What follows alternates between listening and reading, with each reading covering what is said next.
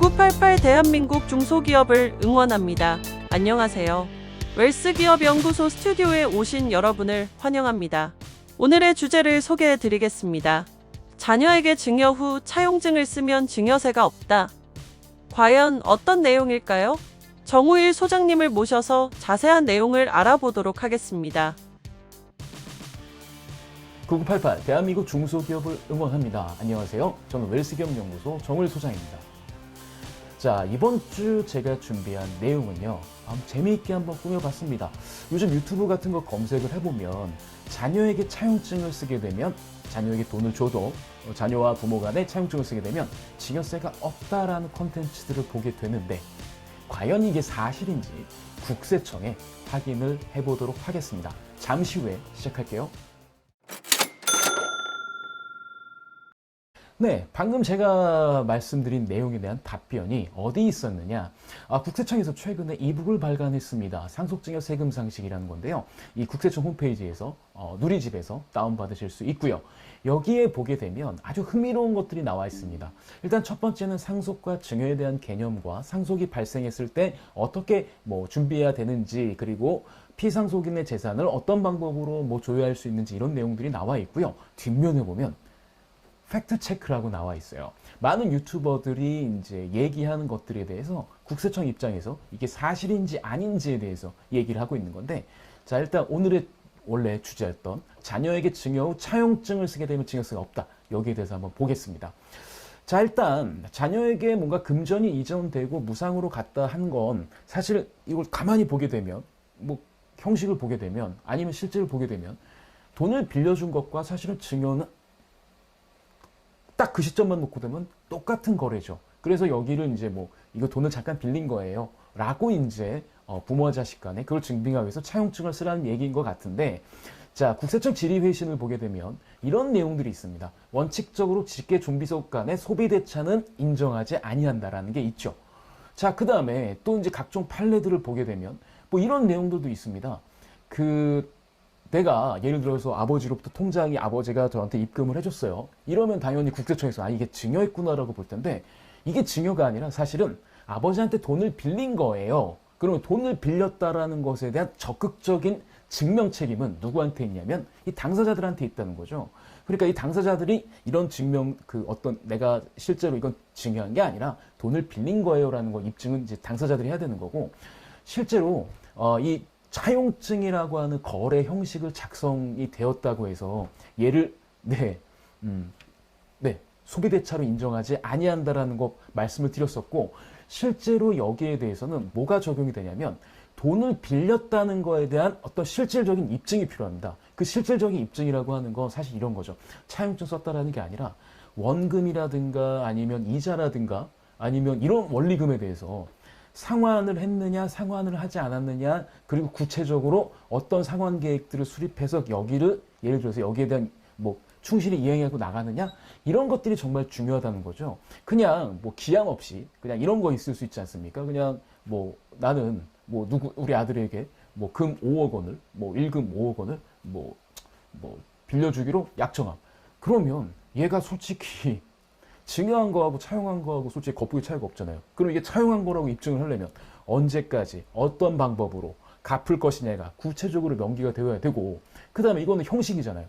실질에 따르면 실제로 원금 등을 어떻게 상환해 왔는지에 대한 입증들이 정말 중요한 거죠. 그러니까 무턱대고 차용증을 쓴다고 해서 증여로 인정받는 것, 증여세를 안 낸다는 것이 아니라 실질적으로 거래가 진짜 실질적으로 차용을 했느냐 안 했느냐, 그럼 실질적으로 차용을 했다라고 하는 것에 대한 입증은 당사자 간의 계좌로 원리금들이 상환이 되어가는 과정들이 입증할 수 있느냐, 이런 것들이 정말 중요하지 않을까 싶습니다. 그러니까 차용증을 썼다는 형식이 중요한 게 아니라 실제로 돈을 갚는 이 실질이 정말 중요하지 않을까 생각을 하고요. 이게 바로 국세청에서 답변한 내용들입니다. 그래서 혹시나 유튜브를 보시고 우리 자녀한테 집을 좀 해줘야 되는데 그냥 차용증만 쓰면 되겠지, 이런 생각하시는 분들 절대 없으시길 바라겠습니다. 자, 지금 저희 웰스기업연구소에서 이제 계속해서 시리즈로 말씀드리는 게 있습니다. 바로 이제 2023년에 적용받을 수 있는 세정 지원에 대해서 말씀을 드리는데요. 일단 2023년도에도 창업기 법인의 경우는 계속해서 세정 지원을 받을 수가 있습니다. 가장 기본으로는 일단 이제 창업 후 5년 동안 이제 법인세를 이제 감면받을 수 있는 건데요. 이게 바로 창업 중소기업에 대한 법인세 감면입니다. 근데 얘는 중요한 게 과밀억제권역이냐 과밀억제권 밖이냐가 되게 중요하거든요. 그러니까 과밀억제권역이다라고 한다면 솔직히 적용받을 수 있는 건 별로 없고, 과밀억제권역이 아니다라고 한다면 네, 적용받을 수 있는 건 상당히 많습니다. 그래서 뭐 어느 업종이냐, 그 다음에 청년이 했느냐, 아니면 뭐 어떻게 되느냐에 따라서 정말 이 혜택들이 많고, 그 다음에 벤처기업을 확인을 받게 된다고 한다면 이 창업계에 더 많은 혜택을 또 받을 수가 있는데, 이 벤처기업 같은 경우 네, 정말 좋은 거는 과밀억제권역, 수도권 과밀억제권역 아니라고 해도, 그러니까 밖이 아니라 수도권 과밀억제권역 안에 있어서 창업 중소기업에 대한 법인세 감면 혜택을 못 받을지라도 얘는 적용이 된다. 그래서 실제로 수도권 내에서 수도권 과밀억제권역에서 창업을 했을 때 충분히 벤처기업 인증을 받을 수 있는 기업이라면 정말 이건 꼭 받으셔야 된다는 말씀 드리고 싶습니다.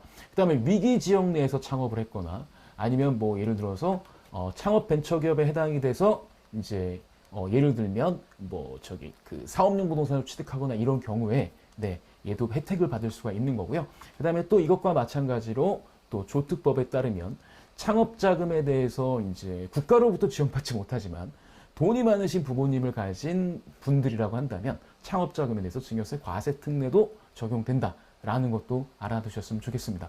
자, 그러면 이제 진짜 중요한 개념이죠.